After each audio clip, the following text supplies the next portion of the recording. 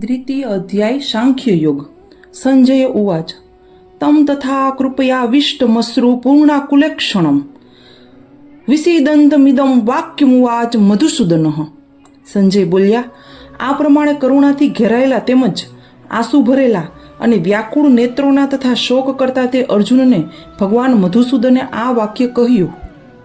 શ્રી ભગવાન ઉવાચ કુતસ્તવા કસ્મલમિદમ વિષમે સમુપસ્થિતમ અનાર્યજુષ્ટમ સ્વર્ગયમ કીર્તિકરમ અર્જુન.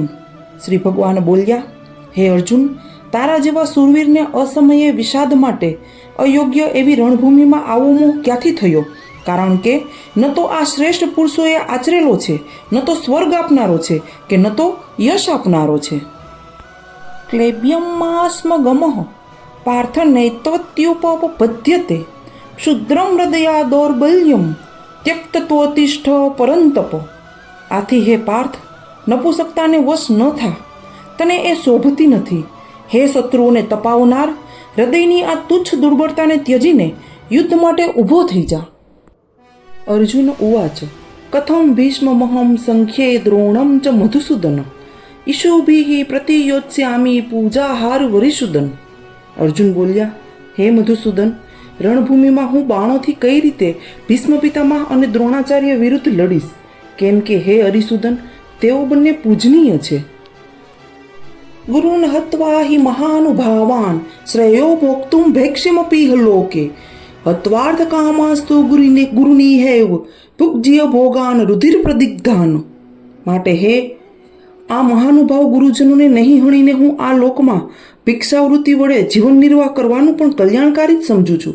કેમ કે ગુરુજનોને હણીને પણ આ લોકમાં લોહીથી ખરડાયેલા અર્થ અને કામરૂપ ભોગોને જ ભોગવીશ ને. ન ચૈત દ્રિદ્મઃ કતરન્નો ગરીયો યદ્રા જયેમ યદિવાનો જયેયુઃ યાનેવ હત્વાન જીજીવિષામ સ્તેવ સ્થિતા પ્રમુખે ધ્રાત રાષ્ટ્રાહ. વળી અમે એ પણ નથી જાણતા કે અમારા માટે યુદ્ધ કરવું કે ન કરવું એ બંનેમાંથી કયું શ્રેષ્ઠ છે, અથવા એ પણ નથી જાણતા કે તેમને અમે જીતીશું કે તેઓ અમને જીતશે. જેમને હણીને અમે જીવવા પણ માગતા નથી, તે જ અમારા આત્મીય ધૃતરાષ્ટ્રના પુત્રો અમારી સામે યુદ્ધ માટે ઊભા છે. કાર્પણ્ય દોષોપહત સ્વભાવ પૃચ્છામિ ત્વામ ધર્મ સમૂઢ ચેતા યચ્છ્રેયસ્યાનિશ્વિતમ બ્રૂહિ તન્મે શિષ્યસ્તેહમ સાધિ માન ત્વા પ્રપન્નમ. આથી કાયરતારૂપી દોષને લીધે જેનો સ્વભાવ નાશ પામ્યો છે એવો તથા ધર્મની બાબતમાં મોહિત ચિત્ત થયેલો હું આપને પૂછું છું કે જે નિશ્ચિત રૂપે કલ્યાણકારી સાધન હોય તે મને કહો. કેમ કે હું આપનો શિષ્ય છું, માટે આપને શરણે આવેલા મને ઉપદેશ આપો.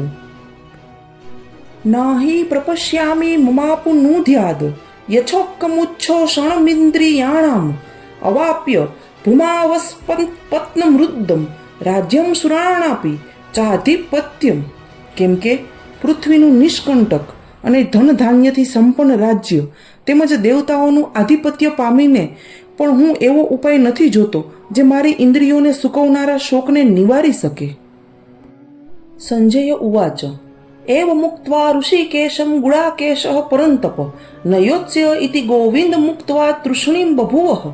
સંજય બોલ્યા, હે રાજા, નિદ્રાને જીતનારા અર્જુન અંતર્યામી શ્રી કૃષ્ણ મહારાજ પ્રત્યે આમ કહીને પછી શ્રી ગોવિંદ ભગવાનને યુદ્ધ નહીં કરું એમ સ્પષ્ટ કહીને ચૂપ થઈ ગયા. તમોવાચ ઋષિકેશઃ પ્રહસનીવ ભારત સેનયોરુભયો મધ્ય વિષેદંતમિદં વચઃ. હે ભારતવંશી ધૃતરાષ્ટ્ર, અંતર્યામી શ્રી કૃષ્ણ મહારાજ બંને સેનાઓની મધ્યે શોક કરતા અર્જુન પ્રત્યે મલકાતા હોય એમ આ વચન બોલ્યા. શ્રી ભગવાન ઉવાચ અશોચ્યનન્વ શોચસ્તવમ પ્રજ્ઞાવાદાન સ્વભાષસે ગતાશુન ગતાશુંસ્વ નાનું શોચંતી પંડિતાહ.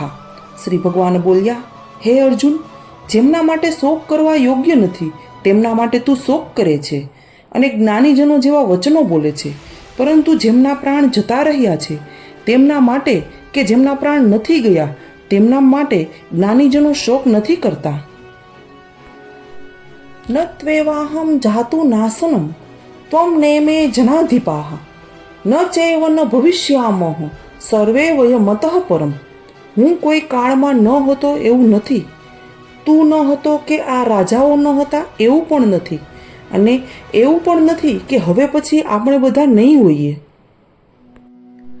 દેહિનોસ્મિન યથા દેહે કૌમારમ યૌવનમ જરા તથા દેહાંતર પ્રાપ્તિ ધીરસ્તત્ર ન મુહ્યતી. જેમ જીવાત્માને આ શરીરમાં બાળપણ, યુવાની અને વૃદ્ધાવસ્થા પ્રાપ્ત થાય છે, તે જ પ્રમાણે બીજા શરીરની પ્રાપ્તિ થાય છે. એ બાબતમાં ધીર પુરુષ મોહિત થતો નથી. માત્રા સ્પર્શાસ્તુ કૌંતેય શીતોષ્ણ સુખ દુઃખદા આગમા પાયોની નિત્યાસ્તાન સ્થિતિક્ષવ. ભારત, હે કુંતી પુત્ર, ઠંડી ગરમી અને સુખ દુઃખ દેનારા ઇન્દ્રિયો સાથેના વિષયોના સંયોગો તો ઉત્પત્તિ વિનાશશીલ છે, અનિત્ય છે. માટે હે ભારત, તેમને તું સહન કર. યહિ ન વ્યથયન્ત્યેતે પુરુષમ પુરુષ સર્ભ સમ દુઃખ સુખમ ધીરમ સૌમૃત તત્વાય કલ્પતે. કેમ કે હે પુરુષ શ્રેષ્ઠ, દુઃખ સુખને સમાન સમજનાર જે ધીર પુરુષને આ ઇન્દ્રિયો સાથેના વિષયોના સંયોગો વ્યાકુળ નથી કરતા તે મોક્ષને પાત્ર થાય છે.